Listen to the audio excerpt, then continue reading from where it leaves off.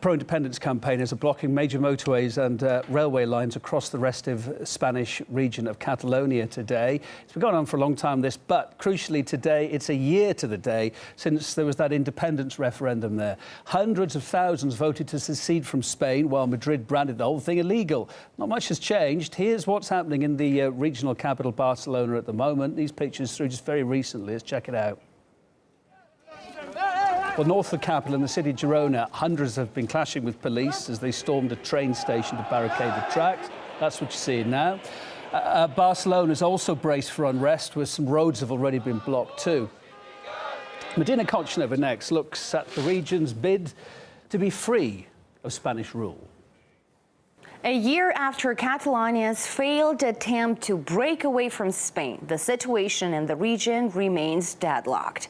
Back then, Madrid called the referendum on independence illegal and refused to acknowledge it. As a result, a police crackdown on demonstrators left hundreds of people injured. On the anniversary, there are similar violent scenes on the streets of Catalonia's capital.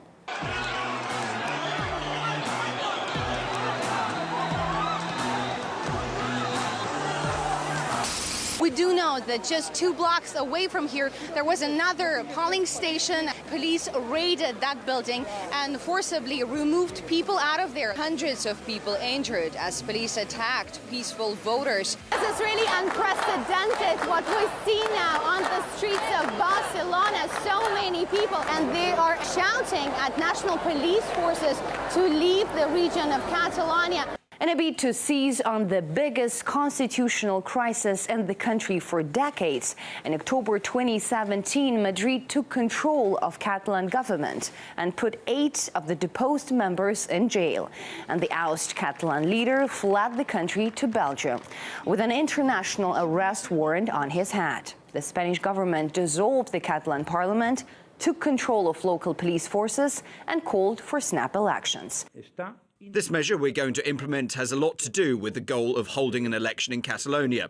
The region will have to hold an election within 6 months, but my intention is to hold it as soon as we recover.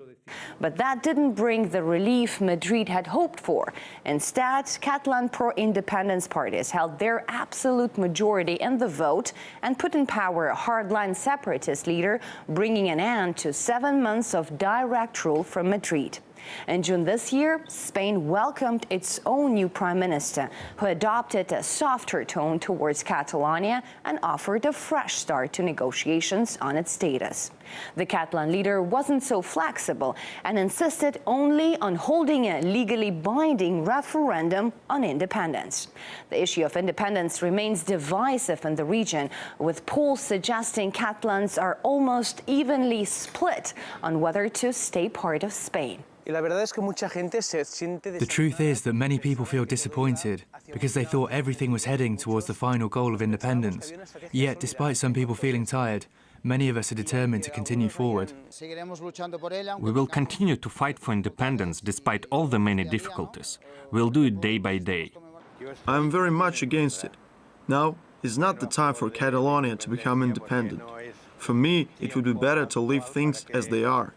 We live in Spain and we are Spanish. Many now fear that failure to find common ground in Catalonia would likely spill into another political crisis, triggering another snap election sometime in early 2019. Catalan independence is a saga that could yet have another anniversary next October 1st. Spain-based journalist Martin Roberts believes Madrid's unlikely to approve an independence referendum anytime soon anyway. Pedro Sánchez, the new Prime Minister in Spain who replaced his predecessor Mariano Rajoy in June, has adopted a more conciliatory tone by arranging for Catalan prisoners who were jailed after last year's failed independence bid. He's agreed for extra aid to be given to Catalonia.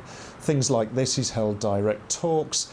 However, he said that a referendum is not possible because that would require a constitutional amendment, which in turn would require a 2/3 majority in Parliament, and even then you would have to dissolve Parliament and call fresh elections. Pedro Sánchez is not going to want to do that because he only has a quarter of the seats in Parliament. He's governing in a very small minority, so the chances there of a legal referendum are particularly slim.